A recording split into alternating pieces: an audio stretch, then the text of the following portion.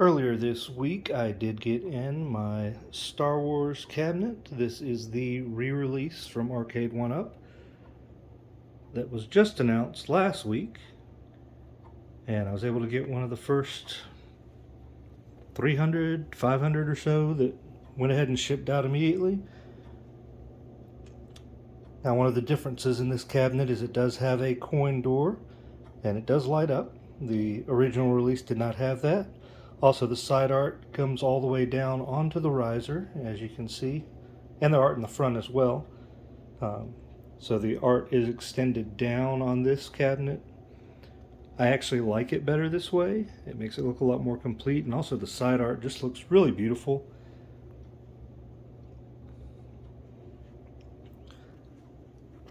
This is the first Arcade1up cabinet I've had with a coin door, and I think it looks great.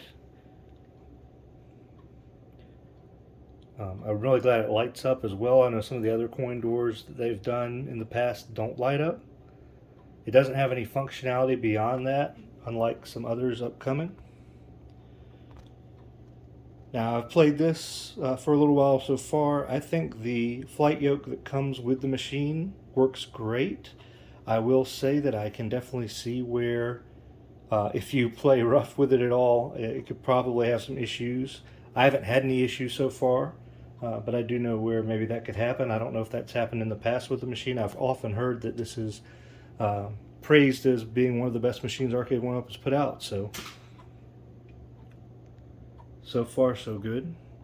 The marquee looks really good on this. The only other Arcade1up machine I have so far with a lit up marquee is the Golden Axe. And I do think the Golden Axe one looks maybe a little more washed out than this one, although the Gordon, I do like the Golden Axe one.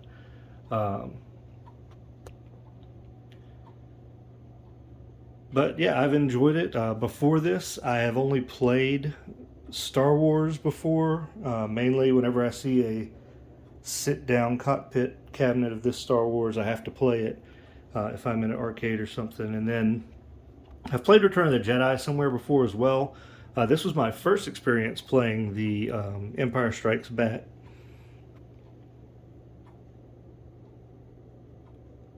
But I have to say, like, when my experience with Arcade1up, I mean, for example, even my first cabinet was the Rampage, and I got that the day that it was released. So I've been watching these. I haven't bought every single machine. I've only got 5 at the moment. I did have 6. Well, before Star Wars, I had 5 as well, but I sold the Street Fighter I had. So I'm going to go through some gameplay of all 3 of the games on here. I'll play each one of them until I am unable to continue. So we'll start out here with Star Wars. I'm going to keep the volume down right now if I do any talking while I'm playing. But we're going to start out here on easy.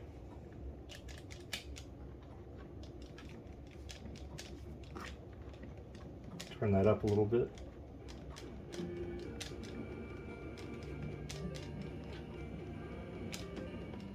Hope you can still hear me okay. I think that's fine. Now the volume on here is very good. It goes up really high. Sounds great. The 2 speakers right here. Now if you haven't played Star Wars before, if you play on the very easy level, you go straight into the trench run after shooting a few TIE fighters at the beginning, but you'll see each level does increase in difficulty, and there's new things added to make the game more difficult.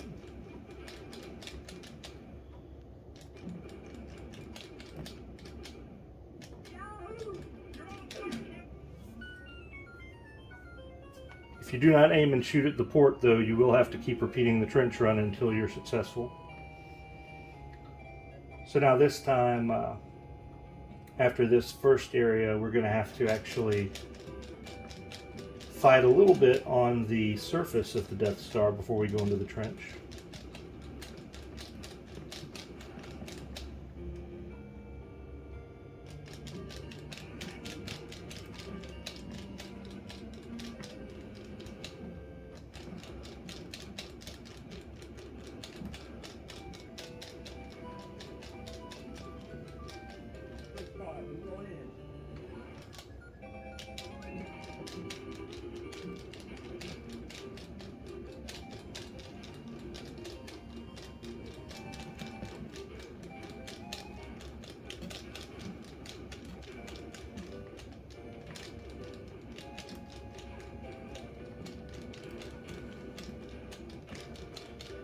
I do think that it's definitely worth playing this on arcade as opposed to just emulating it. I mean, you really get a lot out of using the flight yoke. Now I'm sure you can emulate it and have your own flight yoke and everything. And I know there's an attachment as well for the AtGames Legends that people use to play Star Wars on there and other racing games that they can attach a flight yoke to. But though I am planning to get an AtGames Legends Ultimate at some point, I thought that I wouldn't want to have to attach that and unattach it and reattach it every time I want to play. And I do enjoy the artwork and everything of this cabinet, so I'm very glad they did re-release this cabinet. I know that people have been talking about it all last year, that it was going to happen, but we didn't have any confirmation. And it just kind of happened suddenly when they announced it, so I decided so that I didn't miss out this time, because I did want to get it last time and I just wasn't able to at the time. Since I had the ability to get it this time, I wanted to go ahead and make sure I didn't miss out on it.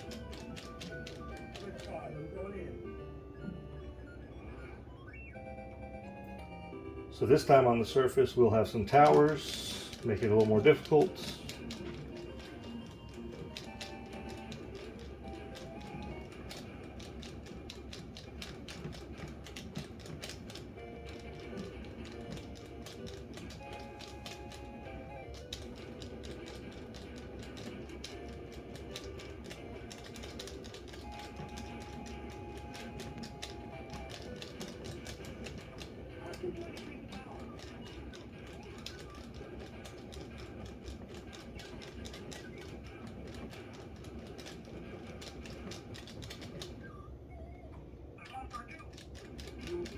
So far this is, I've gotten further in the trench run on Wave 3, but usually Wave 3 is what takes me out on Star Wars.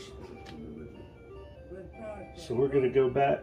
In order to go back to the main menu, you just hold down both triggers and both fire buttons that are on top of the yoke. Now we do have options too for all these games. For example, you can change your starting shield, difficulty, all this information, music and attract, vector glow. I do wish there was a default option so that you could just reset everything to default if you did change things and you wanted to change it back later. You could always remember what the original defaults are, but it would be nice to be able to just go straight back to that default.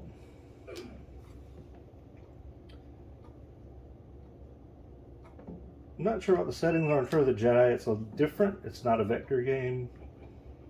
So we got starting lives, how often you get bonus lives, difficulty, scan lines, which I did not realize it had those because I haven't looked at these options yet, but that's nice. I do like that this saves high scores. I would say most of the more current Arcade1ups do save scores, but I know that originally some of them did not. For example, the Rampage doesn't save scores on some of the games. It saves them on Gauntlet, I think, but it does not save them on Joust, which is unfortunate because I like to play Joust on there a lot. Again, we'll start with Wave 1. I'm not as good as this one at this one. I'm not very good at Star Wars yet, but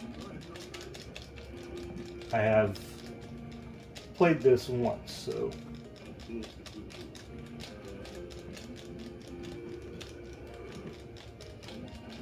Now in Star Wars, the two fire buttons on top of the yoke do the same thing as your fire buttons for your triggers, but on this game, when you get to the second section with the walkers,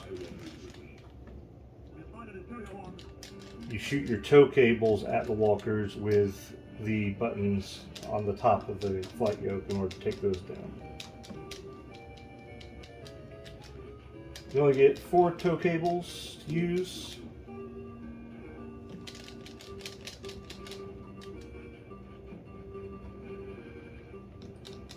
But you can also shoot those walkers to defeat them as well.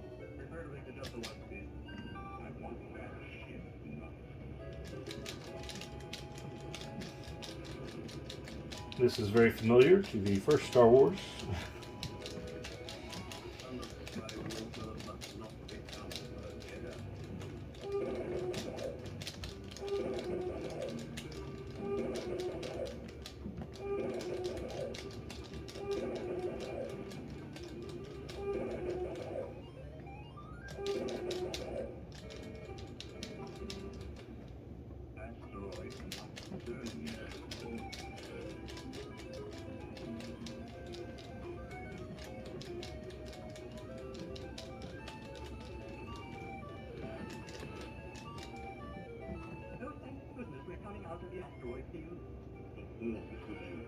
He could destroy us.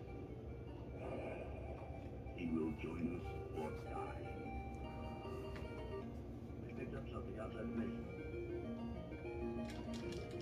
And then it just repeats. Now I don't know what differences there are in the other waves. I'm sure there are differences, but I've honestly only gotten past wave 1 before on here, and I haven't tried to start out at the further difficulties.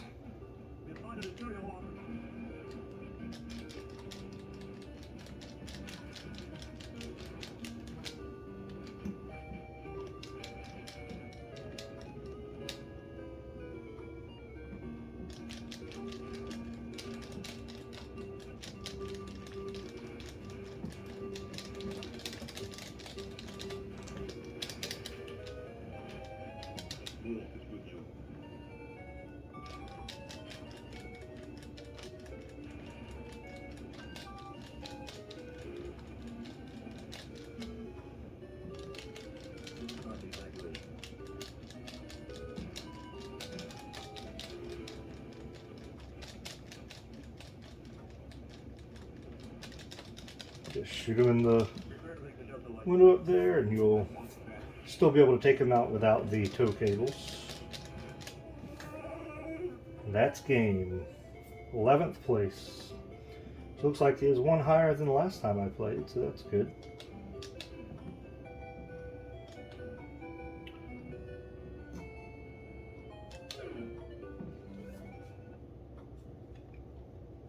All right. May the force be with you.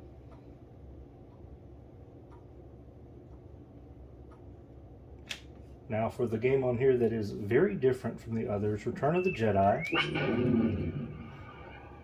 Let's turn that down real quick for the...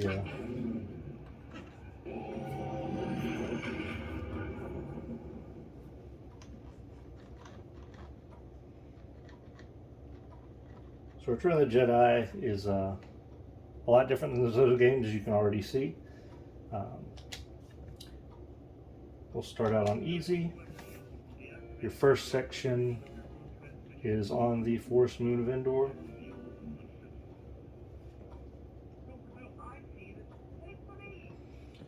And it can be a little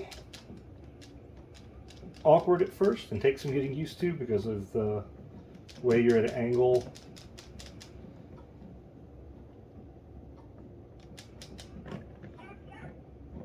You do want to kind of speed past those Ewoks because they will get you in their trap if you don't get past it in time. And you want to avoid the trees like that I just hit.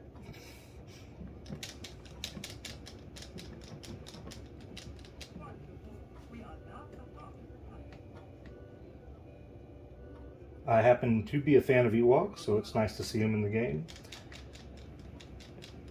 Now the thing I hate about this section is that once you get to the end of it, you have to fly back through everything.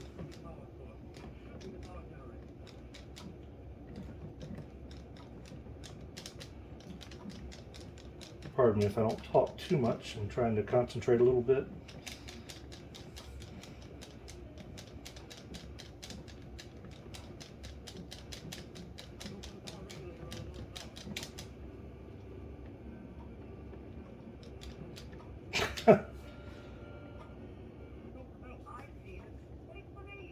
But at least it goes ahead and takes you to the next level after you die.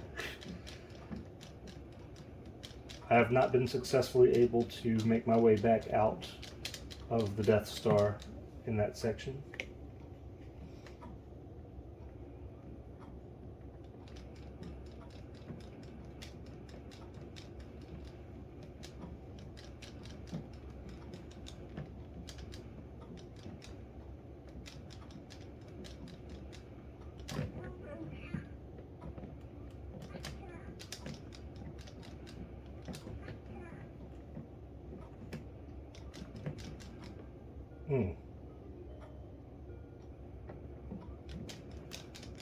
I was kind of hoping to make it to the next section. I don't know if I will because I keep hitting trees. So the next section, you're in an ATST with Chewbacca.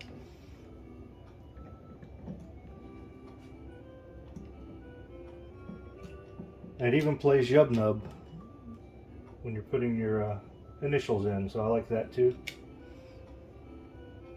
Return of the Jedi is my favorite movie in the Star Wars series. I don't know which of these games is my favorite. I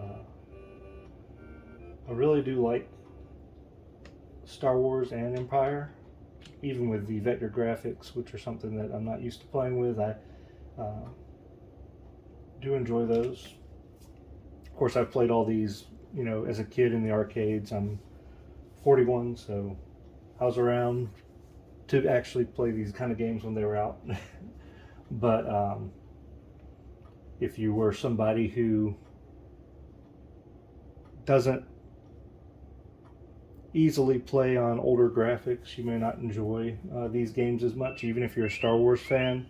But you might, just depending on what you're used to. I mean, some people don't like to play older games. I understand that, but I am somebody who does. So I really enjoy these games. I think this is a great cabinet. It looks great. Controls feel great. And I think they did a great job with it. I know in the original release of this cabinet that there was an issue with some of the machines having a wire that was showing behind the marquee. It does not show on this one at all. I don't know if that issue exists with any of the re-release models, but this one does not show anything behind that I can see, and I think it looks really good. Again, like I said, the coin door looks good. I really enjoy the artwork on the machine. Looks great in my arcade room here. Once I get everything a little more organized in here, because I've got to get some board games out of here, and I'm going to bring the Miss Pac-Man head-to-head into here, the cocktail cabinet. I'll bring that in here as well to try to get this room really set up. I have my arcade here in my spare room, and I'll show that to you. I'll show off some of my other machines, and might do some other videos with some gameplay footage on some of the other machines, since I haven't really done a review of any of those, even though some of those are older machines. But I hope you've enjoyed this short little look at the Star Wars arcade from Arcade1up. I believe you can still get these, so be looking for those on their website. You do have to order these from Arcade1up direct at arcade1up.com. So if you want to get one of these, you can go there. I think one of their partners also is selling them. You can get them through their website, but you have to do that online. I do not believe that any retailers like Walmart will be carrying this machine. If you did enjoy this video, please like and subscribe. I plan to start putting out content more often. I've got some toy reviews coming up. Again, I'm going to do some more arcade stuff, and I'll put a link as well below. I'm going to try to start streaming some stuff live on Twitch every now and then, maybe more regularly. Particularly, I want to start doing some video as I'm recording footage on these machines. I do want to do a video for the Miss Pac-Man table. It's got a lot of great games on it, but I do have I'm always trying to improve my Galaga score on it, and Dig Dug and Miss Pac-Man, so I would love to do some videos of those and stream those. But yeah, just hope you've enjoyed. Thank you so much, and we'll see you in the next one.